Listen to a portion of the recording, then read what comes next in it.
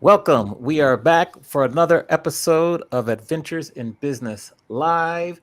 Mandy, happy birthday week. Thank you. Thank you. I have to show you this, Imani. I don't know if you can see it. Scooter, my husband, got me this shirt, this Sally O'Malley. I like to kick and stretch. I'm 50. I'm 50 shirt. I'm wearing it all day. It's fun. So for the people who might not know where that theme comes from, share it with the people. Okay, people. I got this from Saturday Night Live. Saturday Night Live 20 years, I feel like 20 years ago, maybe 10. It has to be more than 10, 15 years ago. It was like a Will Ferrell era. Yeah. And she just, all she did was walk around and kick and stretch. And she would be like, because I'm 50. And it didn't occur to me that this would ever come in handy until I turned 50, which is this Saturday. Okay. And anyways. So I didn't realize this morning. My husband gave me this gift, which is hilarious. All right. So I'm wearing it with great pride. And I do like to kick and I don't like to stretch, but I need to do more stretching. So it's just a good reminder to stretch. Yeah. So because you like to kick, that reminds me of the GIF you have where it's of you kicking. And so that reminds me of someone, one of my friends, childhood friends, randomly yesterday sent me this picture. He said, I saw this person post up this meme and I was like, hold on, I know that guy. So someone randomly had found my little That's Fire GIF and used it. And someone that I knew saw it and sent me a photo of it. Oh! So of course I sent it to Izzy and everything. But I remember when I saw your little kicking GIF, that one really made me laugh. So that was a good reminder. Listen, those gifts are the gifts. The gifts are the gifts that keep on giving. I'm telling you, I said this before, I will say it again. People spend so much money on marketing of, billboards or magazine ads or whatever. You can get 20 gifts for a fraction of the price, and it's evergreen content that just keeps going and going and going. It's one of the greatest things that I have ever encountered by meeting Elizabeth, Izzy Inc., creating those gifts for both of us. Yeah, she's great. I love it. I love it. Now, before we get to our guests, what is the one thing you're looking forward to the most in terms of your birthday celebration? Ooh, well, I've got a lot of celebrations. I'm looking forward to all the celebrations. I have a talent show this Saturday. I just asked my friends for their time and talent. I don't want gifts. I just want times and talents. So that's going to be fun. And then next week after that, I'm going back to Ohio to see my family. So I'm excited. My family, we're going to do a bus birthday where we get on a bus and we go to a restaurant. But, it's always fun. The bus rides are always the best. And it's just my immediate family. And then I have a birthday with my girlfriends from Ohio, like my girlfriends that I grew up with, like grade school, high school, college. 3 of us turned 50. So we're having a group 50 at the end. So I'm excited for all the little micro celebrations with the little groups of people. I think it's going to be really fun. Fantastic. Yeah, So we want to get to our guest today, who I let's do it. actually had the privilege of meeting in person because we've been talking for a good 4 years on the interwebs. And we have Hmm. to credit Von Lai Dumont for introducing us. And she came and spoke to us at MPI many, many years ago. And so we vibe because we got the music down, lyrics down, a love of Prince. And then I'm going to bring her to the stage here because also, and there is Genein right there. She's on stage. Well, welcome. But she also helped me kind of organize and plan my latest book event in Phoenix last week where we finally got to meet in person. So we would like to welcome Genein Letford to the stage. Round of applause. Here you are. Hi, Janine. It's so Happy good to to see you. happy to be here. So good to be seen. Yes, it's great to be seen. And I figured it's very apropos if we ask you this question. If you were going to choose a song and lyrics in a song that best describes who you are, what song would you choose? And what lyrics would you really want to emphasize? Wow. I don't know. Um, I would have to go with right now because we evolve throughout time and like a lot of people tell me like, oh, it's a soundtrack of my life. But a song that I actually sang on promptu at the United Nations last year is funny. It's a Disney song from Little Mermaid. Aw. But she said, I don't know when, I don't know how, but I know something's starting right now. Right, looking, you'll see. And then I changed the words, we're going to be a positive brain economy. But I just love those lyrics because I feel like I'm on the verge of breaking through with something big. When with all the research in neuroscience, something called brain capital, which we can talk about later, and just the renaissance. We're in a renaissance of brain power, and we're learning so much about the brain in the past 5-10 years that this is like I feel like I'm on the verge. Watch and you'll see we're going to be something Okay. great. So All that's it. right. Little Okay. Mermaid. Now, my follow-up question is that we share a love of Prince. So Yes. if you're gonna pick a favorite Prince song or a favorite Prince lyric, Mm-hmm. what lyric would you pick? And I'll share one of mine because mine is from, I think I told you this before, like If I Was Your Girlfriend, that's the name of the Mm-hmm. song. And I think the lyric goes, if I was your girlfriend, would you run to me if someone hurt you, even if that someone was me? I just think that's just like, whew, chef's kiss for lyrics. What about you? Yes, I would have to go with gold, and I would have to say that I'm doing a lot of research on him and finding songs that I've never knew even existed. Besides, his like top 10 that mostly everyone knows. But Gold was very deep. It's an evolving creativity song. But he says that there's a mountain and it's mighty high. You cannot see the top unless you fly. There's a molehill of proven ground. Ain't nowhere to go if you hang around. And so kind of like the Little Mermaid song, I just think it's that time of letting go what's from behind and going up to the next level, but you have to let go. Like a lot of times we want to hold on to who we are in the past and we still want to elevate, but there's that letting go, which is the harder part. So you can't see the top unless you fly. But check out the song Gold to everyone out there. It is gold. There we go. Okay. You are both so evolved when it comes to Prince lyrics. My favorite Prince lyric is the opening of Let's Go Crazy, where he's like, "Dearly beloved, we are gathered here today to witness this thing called life." Like, well, you're both are like inspirational and thought provoking, and I'm like, let's go crazy. Well, let's add to that because I actually did my podcast with Dr. Pamela, and she actually wrote her book called Dearly Beloved, Prince, Spirituality, and Everything. So she broke that down. And then she talked about it being a gathering piece, like dearly beloved, you are beloved. Do you even know how much you're loved? And then we are gathered here today. Like she wrote a whole book on those 4 lines. Powerful.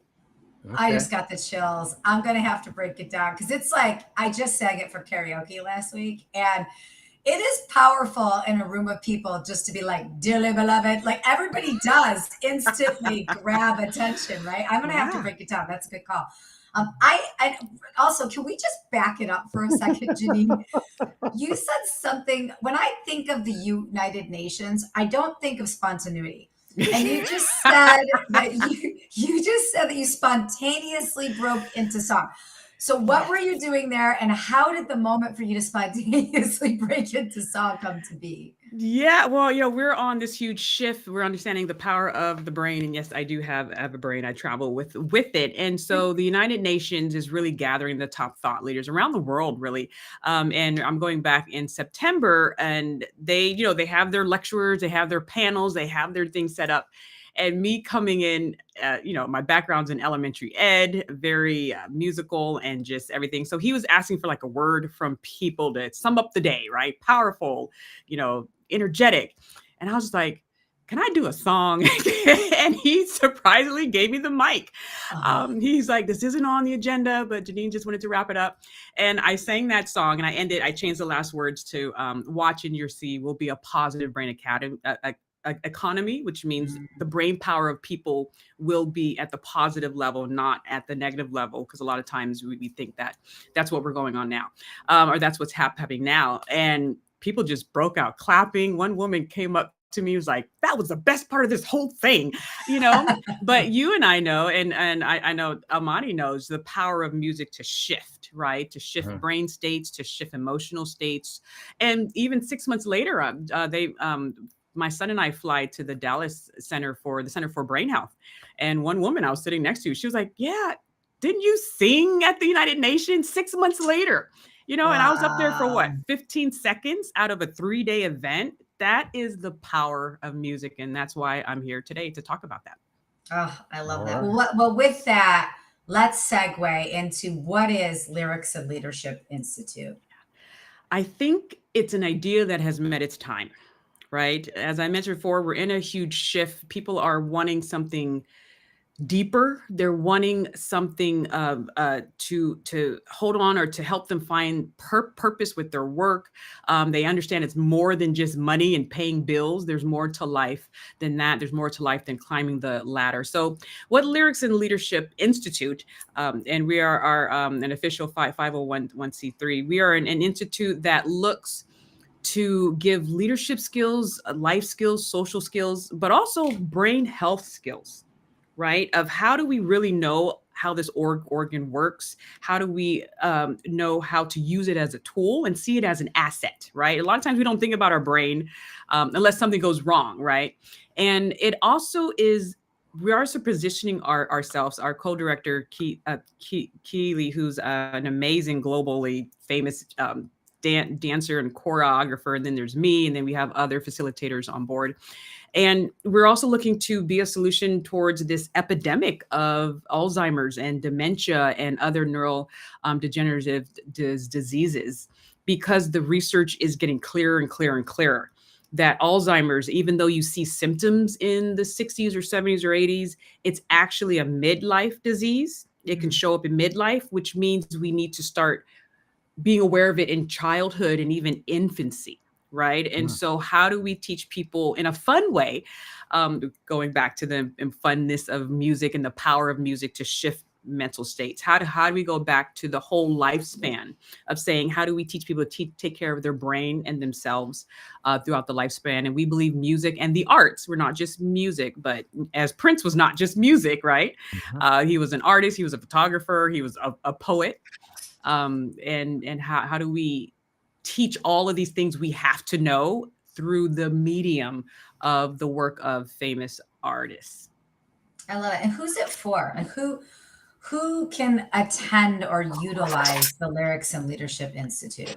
Yes, well, we're growing our online platform, and so they can go to the website and check out the content there. We have a free Super Bowl course. So we analyze Prince's Super Bowl show, and we look at the leadership skills that we can pull from there. And it's for individuals, like my other company, my for-profit company, I do keynotes, I do organizational training and corporate training.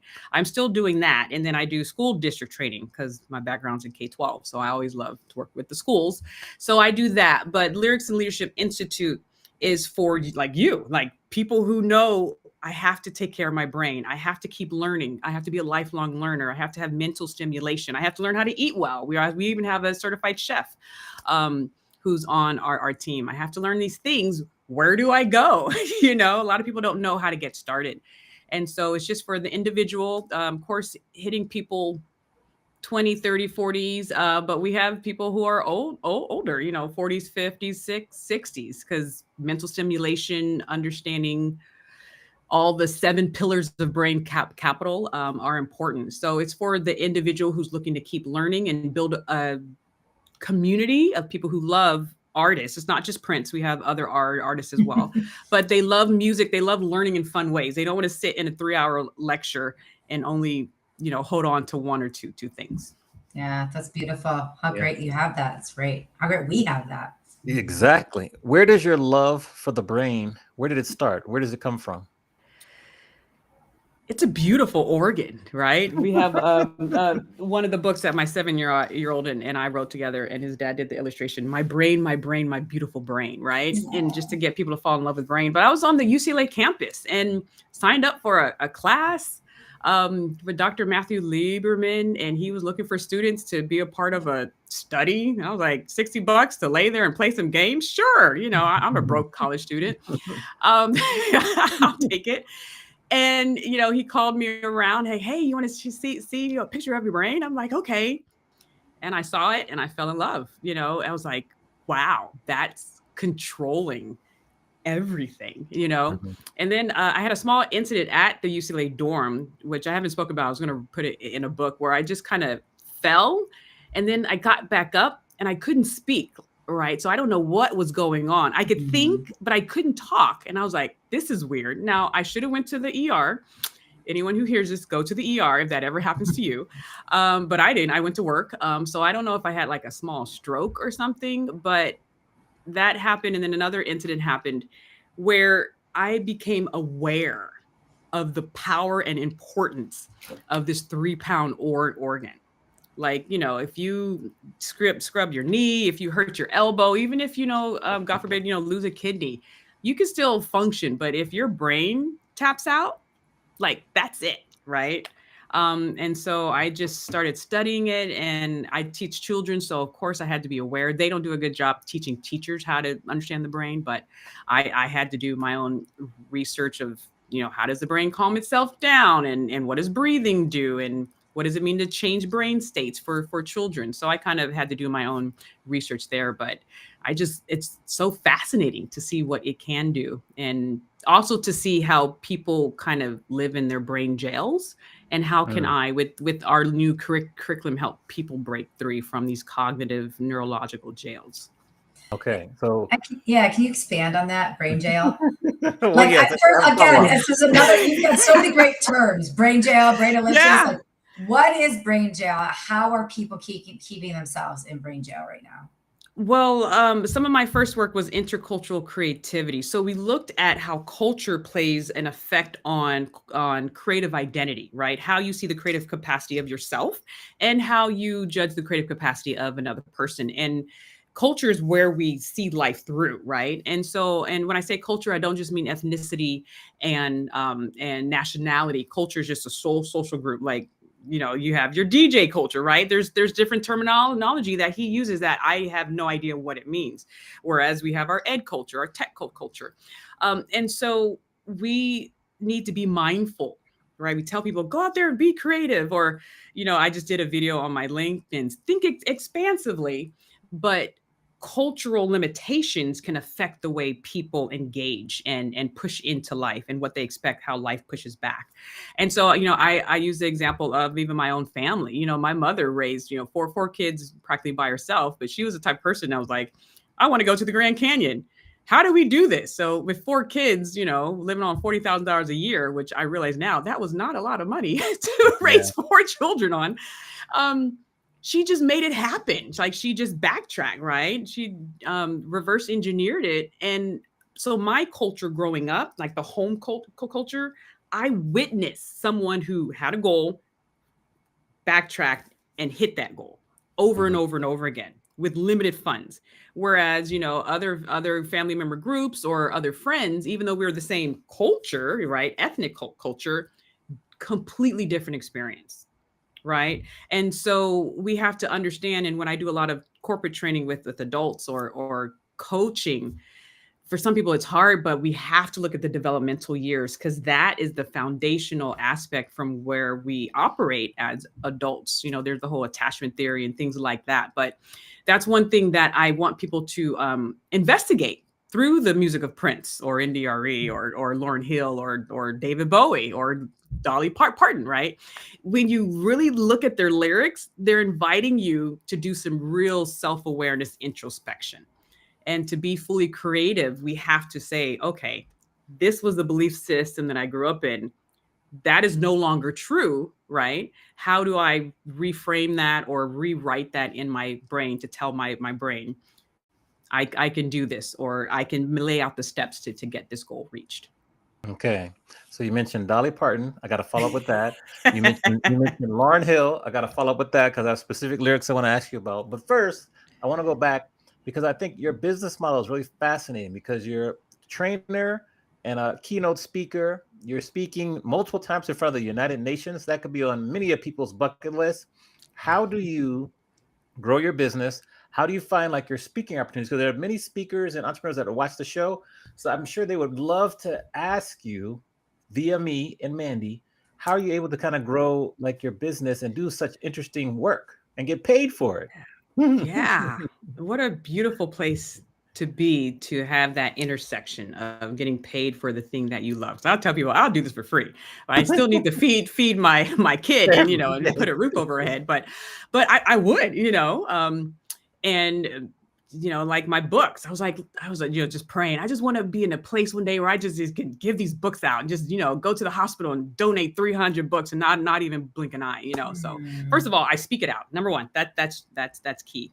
We actually have one of our books. It's just a declaration book. Like, I am bold, right? I am creative. And next thing, Innovation Women, they're a platform that I love. Vaughn actually introduced me to them, and they are just a group of women. Men can join too, but they meet every Friday. But they have a wonderful platform, and it's cheap. It's like $120 a year, so it's really affordable. It doesn't break the bank, and it just has a whole bunch of speaking opportunities there. And so, leaving the classroom in 2019. With a whim, and a dream, my old boss was like, do you have another school you're going to? And I was like, I love this school. If I was going to another classroom, I'll just stay here. But something in my heart is pushing me to take care of this creativity crisis that we're in. And so I joined them and found a wonderful community of like-minded speakers and women doing their own thing and sharing their mistakes. That's huge. Sharing their wins. So I could see opportunities on there. Another thing that I did is, I'm the type of person that I will create something and then find the research to back it up. Right. So intercultural creativity, we understand the term intercultural competence or cultural competence, which is your ability to connect with people from different lived backgrounds. Yes. And then we understand the term of creative thinking, which isn't just artistry. It's connected, but it's the ability to think of new ideas that have value. And so what I did was I did all this study in cultural competence, and I'm studying creativity. Is there anyone using the term intercultural creativity? Looked it up. No one used it. Contacted my trademark lawyer. He secured it.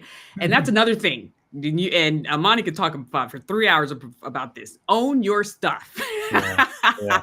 If you have a great idea and you can see that it hasn't been used or it's still more or less available, contact a lawyer or do it yourself. But I knew this was going to be a big idea, so I wanted it done right.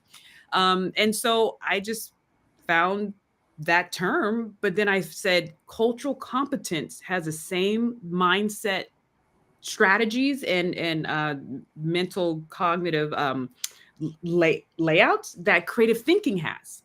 So if you're good at culturally competently connecting with people, you're probably good at creative thinking because they sit on the same set of cognitive skills. And that was my aha. Sitting in this chair, staring out the window, I was like, wait, what? and that's called your default mode network, when your brain is just daydreaming and you get those, oh, wow, right? Like when you're in the shower, you're like, yes, right? Which is very important for creative thinking. And so that's what I would tell people. In fact, I just spoke to our certified chef who's on our team, and we'll be doing classes on hip hop and cooking well for your microbiome, right?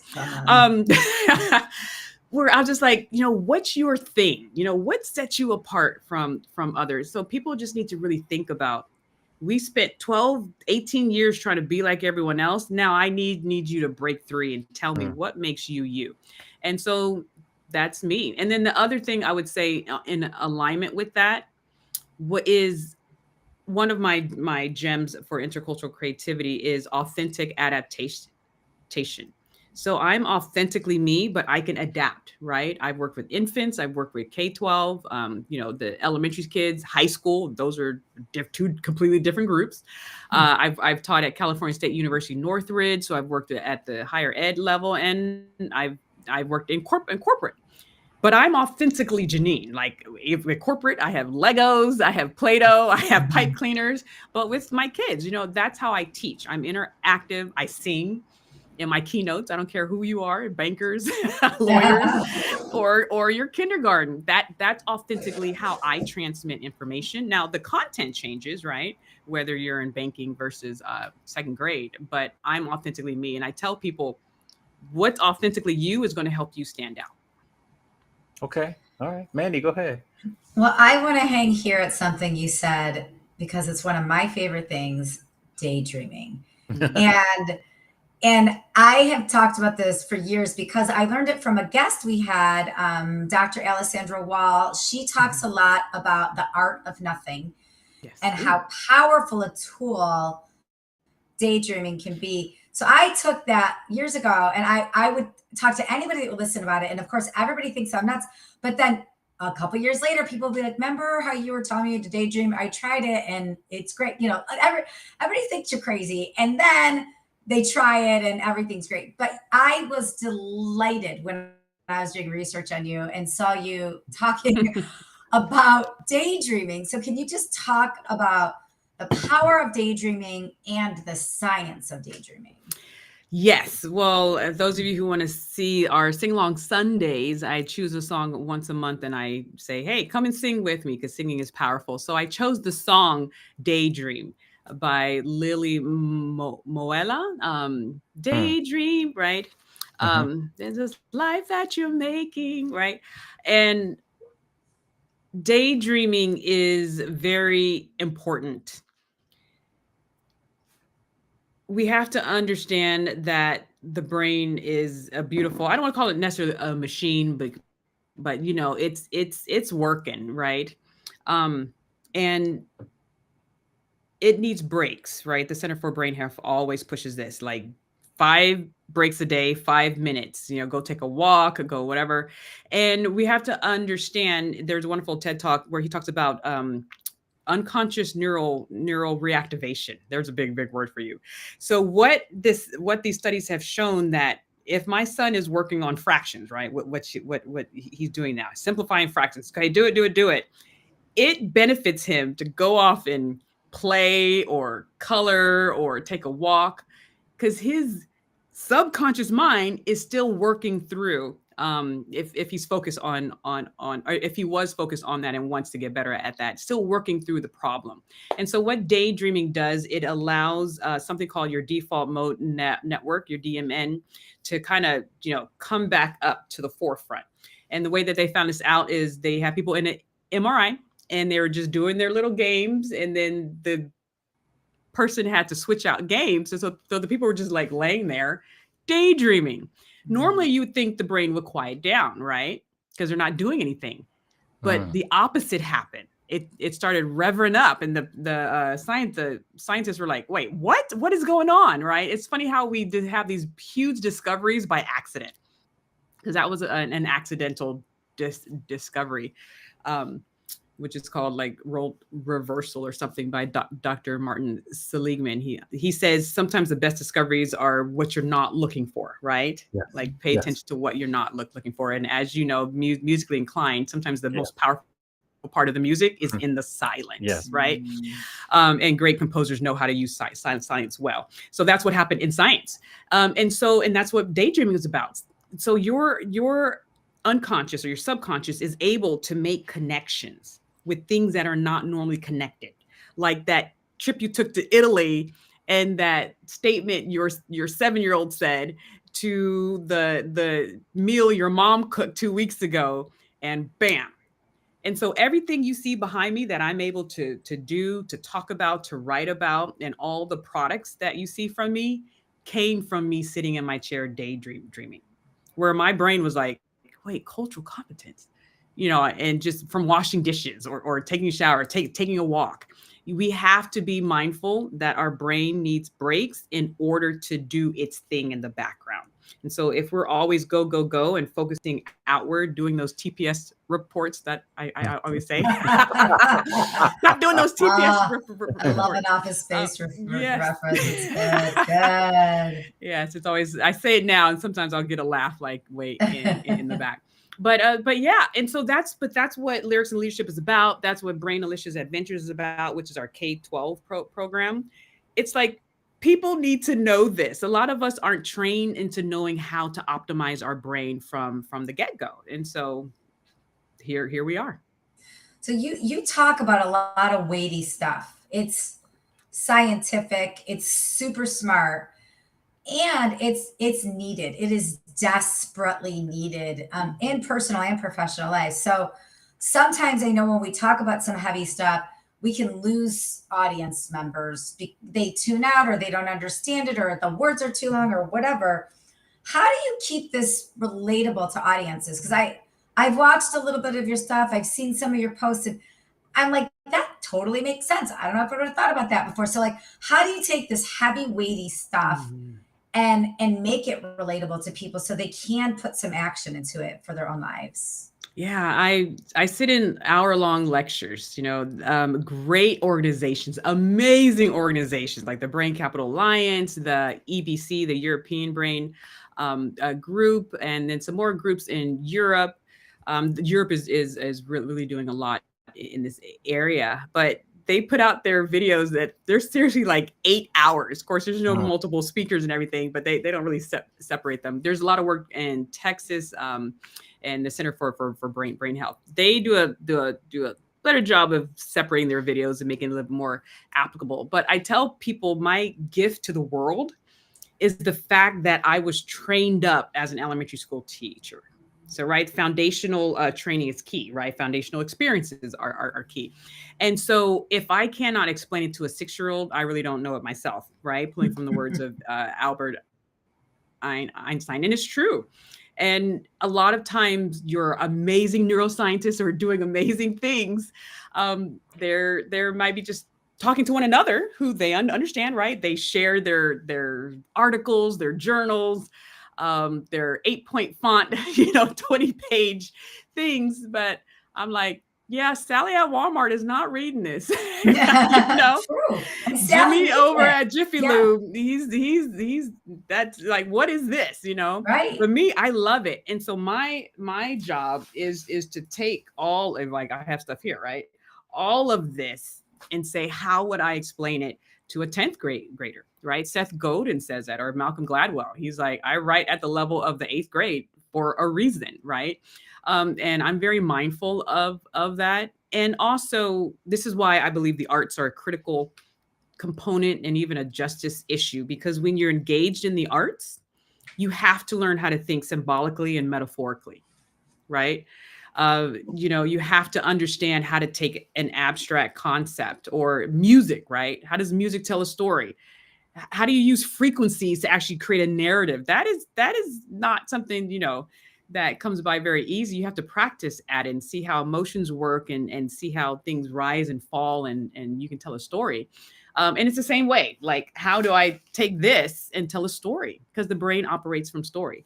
And if you see one of my last posts, I posted a picture of myself and my husband as a 30-year-old when we first got married. And then he sent me an AI age version, and we were like 80. But that got a lot of views for sure, and a few comments, because it resonates. Faces resonate with people, stories resonate with people, and then I tell the story, and then I added in the research, because I know I have some people looking at this who have hard science backgrounds. I did some research from Stanford that I actually wrote about in my own book, about people are more apt to make better choices if they can see themselves as, if they can see the older person. Like you right now are carrying around an 80-year-old inside of you, and hopefully you'll get there, or 90, or wherever you wish to get to. But we, as a 20-year-old, you don't think about your 80-year-old self. Right. But in the case of Alzheimer's, we have to do that. So my challenge, right, this year is, how do I make this important to a 20-year-old who does not see themselves as an 80-year-old, but their brain is taking score. Their brain is accumulating stuff that will come to fruition when they're 80 if they don't take the proper steps today. Yeah. Interesting. Okay. Let's go to Dolly Parton. So you mentioned her. Let's go to Dolly. Is there a particular song where her lyrics really resonated with you and you like to use these lyrics as a teaching kind of foundation? Yes. If you know the song 9 to 5, and it's it was a song that was on the sitcom show 9 to 5, right? Right. Mm-hmm. And it's about a woman just jumping out of bed and going to work. But she says, working 9 to 5, what a way to make a living, barely getting by. It's all taking and no giving. They just use your mind and they never give you credit. It's enough to drive you crazy if you let it, right? You would think that I would deserve a fair promotion. I want to move ahead, but the boss won't seem to let me. And I swear sometimes this man is out to get me. I wonder how many people are singing those lyrics. And right. And the reason why I love it, because I don't have my diamond. Normally I have a huge diamond. I spoke somewhere, I can't find it. But we are multifaceted, right? Like a diamond. We are multifaceted individuals. And I have a Prismatic leadership program for my leaders to say great leaders are multifaceted. They understand that people are multifaceted. And the reason why I use the music is it allows you to enter to these conversations, which could be difficult for people. Prince talked about some difficult things, right? Some weighty stuff. So does Dolly and Lauryn Hill and David Bowie. But sometimes it's kind of hard to say, hey, let's talk about your childhood trauma, or even, just the weighty things. But going through it through the gates of the art, it's a little bit, they can swallow it easy, and it's a little bit distracting from the actual thing. And I get to kind of circumvent it and talk about it. Or a lot of times people talk about it in third person, or they move the persona away and they're talking about the art, even though it's having an effect on them. So it's different, almost like what Vaughn does with her Lego series play. The idea is in the Lego in the middle of the table and not on me. Yeah. So just my background's in psychology. So really taking that into effect of how can we bring this up in different ways so people can interact with it. And sometimes they think about things they never thought about because we went through it into a different gate than they're normally used to. So okay. 9 to 5, Dolly Parton. What about Lauryn Hill? What's the Lauryn Hill song that you use? I remember being in college, 97. And it's not just the music. We also bring in clips. So I have clips of Lauryn just talking in interviews. I have clips of Prince he has a few interviews. Folks say that he wasn't, talking too much, but I was like, he has quite a lot of interviews out here for not talking a lot. Yeah, he was selective of who he would talk to, but go ahead. Yes.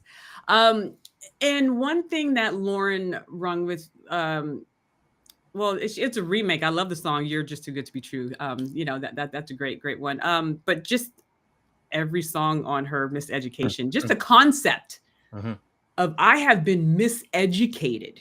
Yeah. So now it's on me, which is what Lyrics and Leadership Institute is about, is to re-educate myself in order to have a flourishing brain and a flourishing mind. What does that look like for me to take this in my hand, as opposed to giving the power to someone else to tell me what education is about? So I would just say the title of her whole album.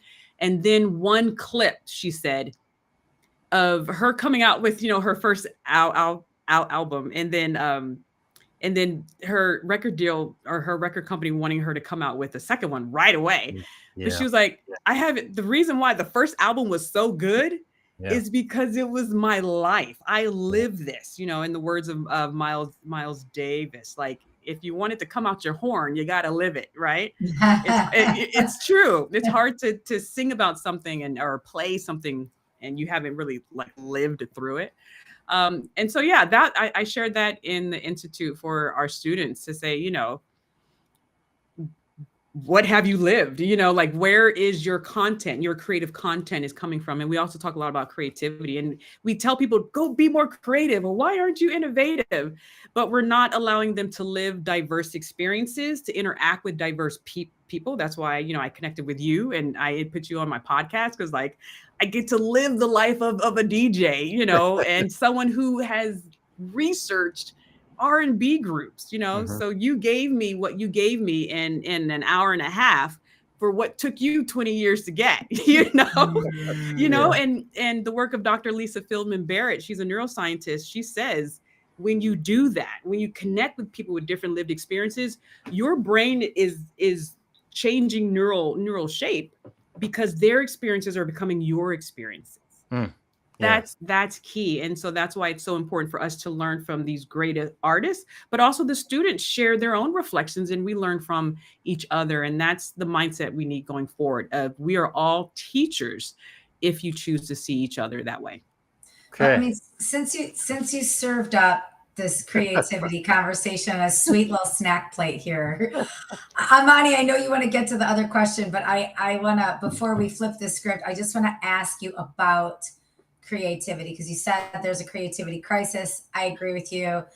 And so it's a two-part question. The first part is, we all know we need creativity, but so many people, especially adults, especially high functioning professional adults, will say, I don't have time for that. I don't have time for creativity. Or they just don't put value in cultivating their own creativity. But we know intellectually, we know making space for creativity is more than just being creative. It's just good for the brain. There's so much to it. So when people say, I don't have time for that, or when they're not putting value in the creativity, what do you say to them? Or what's one little thing they can do on a daily, weekly, or monthly basis that just stimulates creativity or shows them the value of that?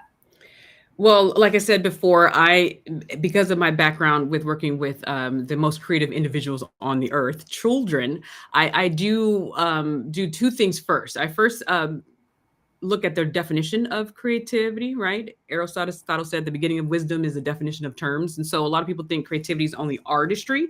So we have to make sure we deal with any myths. It involves artistry, but it's, of course, like I said before, the production of something new that has value.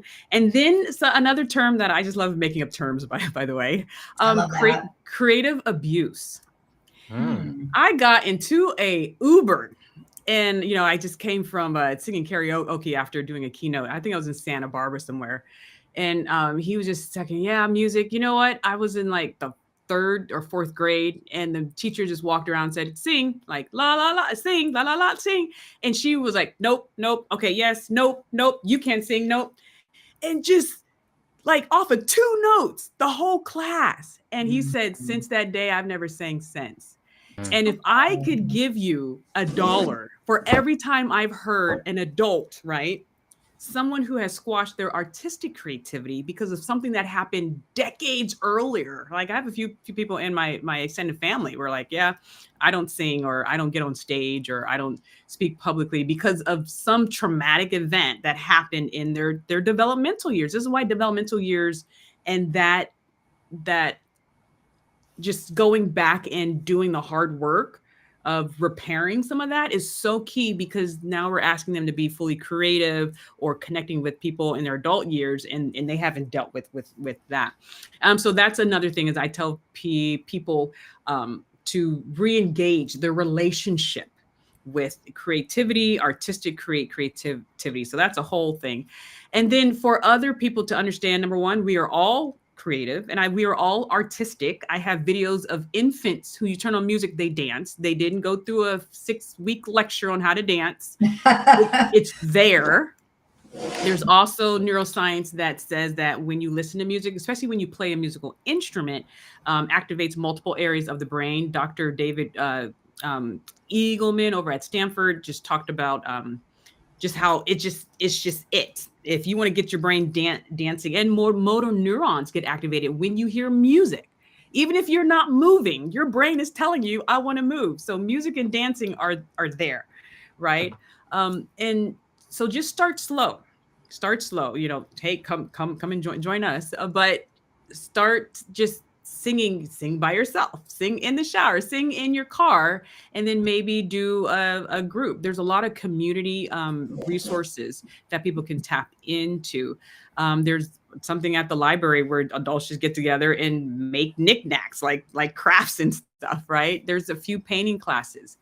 But our research shows that people who engage, especially earlier in the lifespan, but throughout the lifespan, that the level of just your brain connectivity, your ability to observe well. Some people, if you know about George Washington Carver, people know him as the inventor of peanuts, right?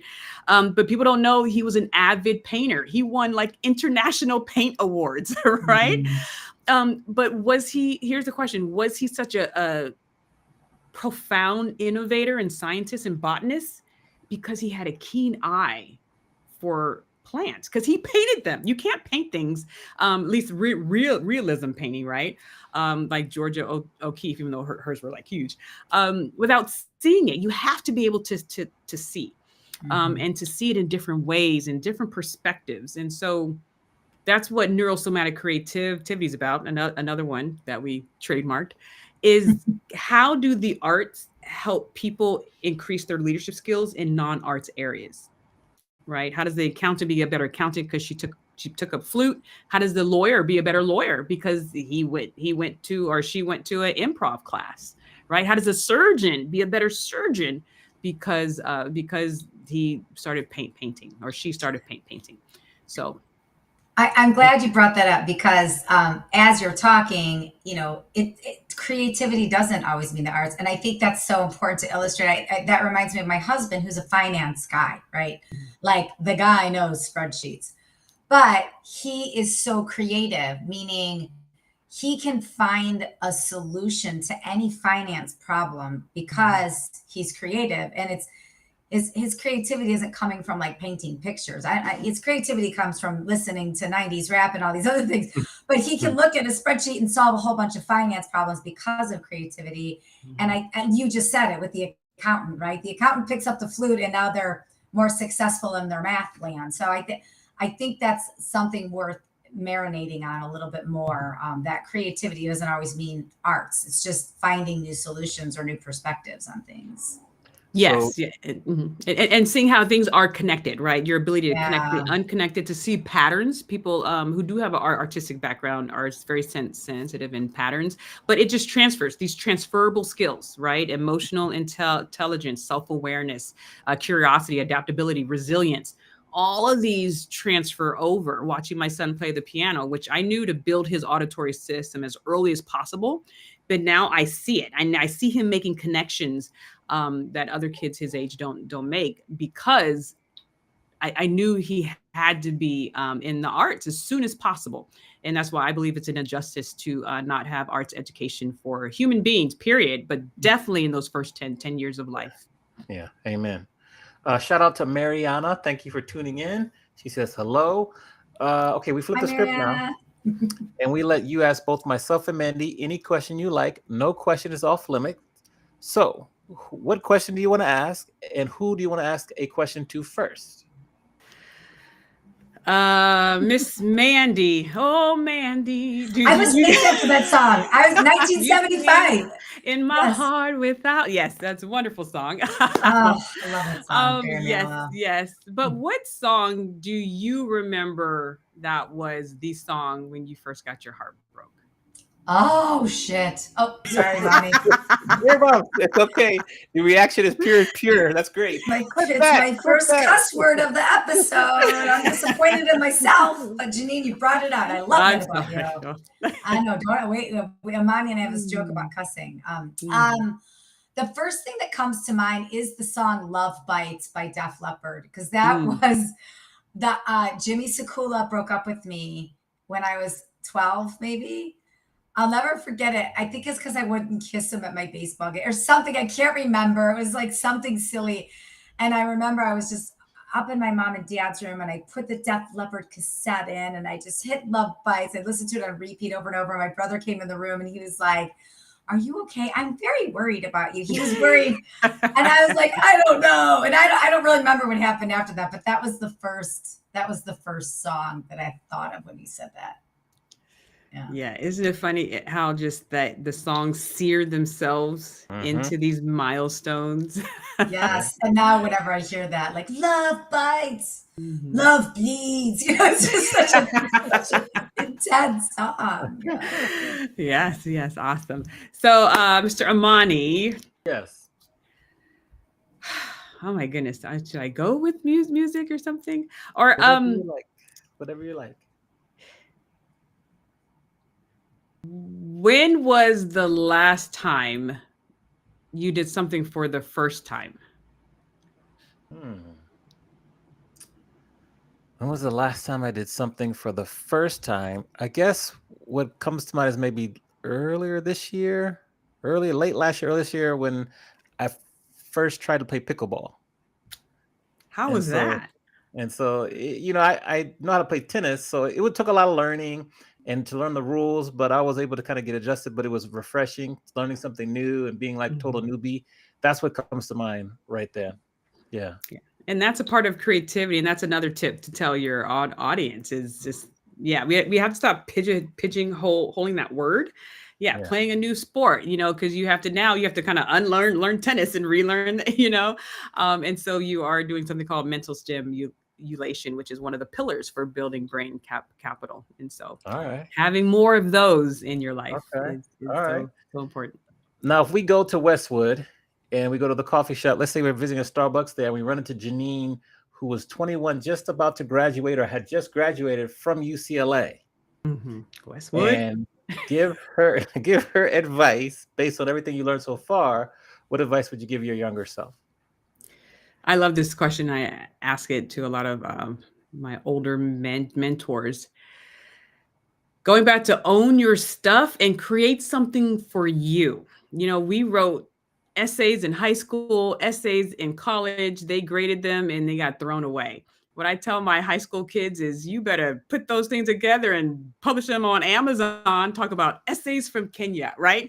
Because we're not taught to create and then produce and then present to the marketplace. This whole marketplace part, a lot of some of us get after whiles. And now that I write books and stuff, I personally believe everyone shouldn't leave this earth without one book out there, even if it's a book of your story, right?